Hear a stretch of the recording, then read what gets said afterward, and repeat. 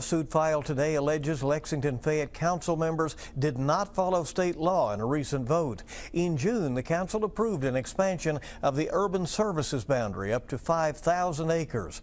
Now a group opposed to the expansion claims council has set a bad precedent in doing that. WKYT's Grayson Passmore has our story. Controversy over possible expansion continues.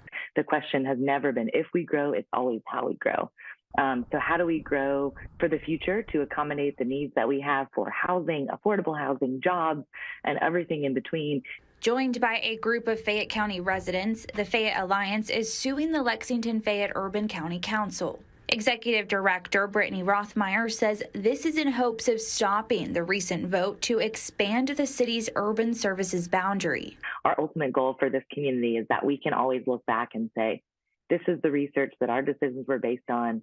We followed these processes to make them, because that's also a precedent concern. The lawsuit alleges the council did not follow Kentucky's state law on growth plans when it voted to allow development between 2,700 and 5,000 acres in the county. Historically, the Planning Commission makes decisions on expansions. This time, they did not recommend this growth. The lawsuit alleges this expansion is not based on research, analysis, and projections, as is required by state law.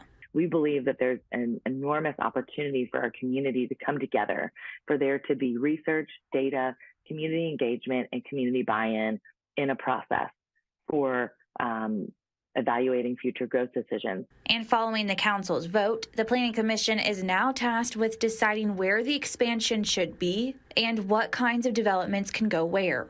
In Fayette County, Grayson Passmore, WKYT. And when asked for a comment, a city spokesperson tells us they do not comment on open lawsuits.